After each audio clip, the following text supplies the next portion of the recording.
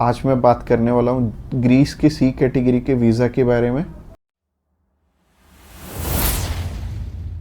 Subscribe कीजिए हमारे इस चैनल को और टूरिस्ट वीज़ा में आने वाले अपडेट्स के बारे में सबसे पहले अप टू डेट रहिए। बात करते हैं टाइप सी कैटेगरी के वीज़ा की। टाइप सी कैटेगरी क्या होती है? टाइप सी कैटेगरी होती है शॉर्ट टर्म वीज़ा, यानी कि ऐसा वीज़ा जो कि शेनेगन कंट्रीज आपको 3 मंथ का देती हैं या फिर उससे कम। अगर आप 5-7 दिन का अप्लाई करना चाहते हो, 1 मंथ का करना चाहते हो, 2 का करना चाहते हो, 3 का करना चाहते हो, आप कर सकते हो इस पे। और इसमें अलग अलग कैटेगरीज हैं। इसमें बिजनेस वीज़ा है, कॉन्फ्रेंस वीज़ा है और इनविटेशन वाले वीज़े हैं, जैसे कि इनवाइट फैमिली और फ्रेंड, और इसके अलावा फैमिली रियूनियन। सो काफ़ी सारी कैटेगरीज हैं। इस वीडियो में मैं आपको अच्छे से एलेबोरेट करूंगा कि इनमें आपको रिक्वायरमेंट किस किस चीज़ की आने वाली है और किस तरह से आपने ये वीज़ा अप्लाई करके लेना। और आपको नीचे एक टाइमलाइन भी शो हो रहा होगा। उस टाइमलाइन के साथ अपनी वीडियो को आप आगे या पीछे करके देख सकते हैं।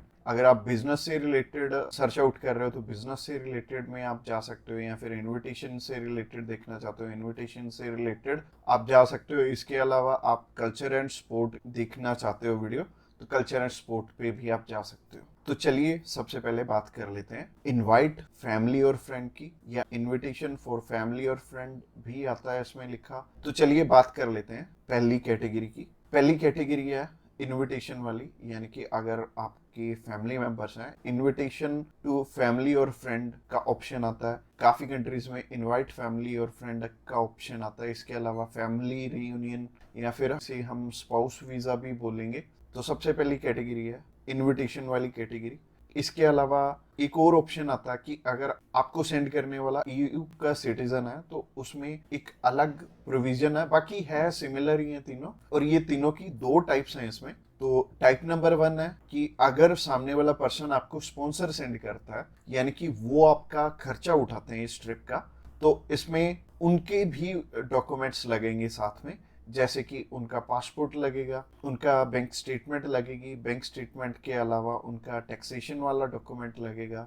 इसके अलावा वो जॉब वहाँ पे क्या करते हैं ये भी हमें शो करना पड़ेगा एम्बेसी में। और इसके साथ साथ आपके डॉक्यूमेंट्स तो रहेंगे ही, बट आपको अपने फंड्स दिखाने की इसमें ज़रूरत नहीं पड़ेगी, और अगर आप दिखा दोगे तो अच्छी ही बात है।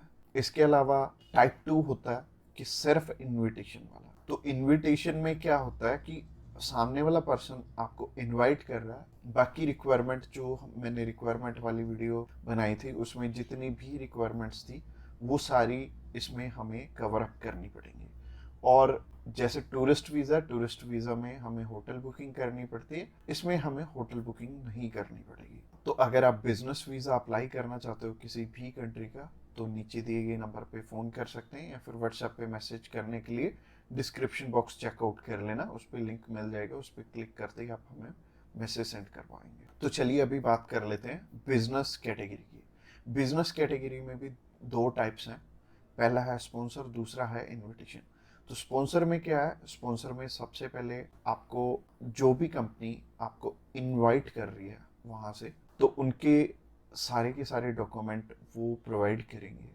वो खुद के भी डॉक्यूमेंट्स, यानी कि जो वो आपको इनवाइट कर रहे हैं तो उनके भी डॉक्यूमेंट्स आपको चाहिए होंगे। लाइक एक कंपनी है, उन्होंने अपने लेटर हेड पे लिख के देना, और इसके अलावा कुछ एक डॉक्यूमेंट्स और चाहिए होंगे कंपनी की तरफ से। तो जैसे कि कंपनी की बैंक स्टेटमेंट और कुछ एक डॉक्यूमेंट और सामने वाली कंपनी की तरफ से आपको चाहिए होंगे। तो स्पॉन्सर में क्या होगा कि आपके स्पॉन्सर लेटर में सब कुछ मेंशन्ड होगा कि आपकी ट्रिप का खर्चा ये कंपनी उठा रही है, और इस कंपनी ने आपको एयर टिकट प्रोवाइड करनी है, इसी कंपनी ने आपको अकोमोडेशन प्रोवाइड करनी है, ईच एंड एवरीथिंग ये सामने वाली कंट्री आपको इसके लिए स्पॉन्सर कर रही है। तो उस कैटेगरी में आपके पास कुछ है या नहीं है वो मैटर नहीं करेगा। सामने वाली कंपनी अगर आपको स्पॉन्सर कर रही है, सिर्फ सामने वाली कंपनी के डॉक्यूमेंट्स लग के भी आपका काम चल जाएगा।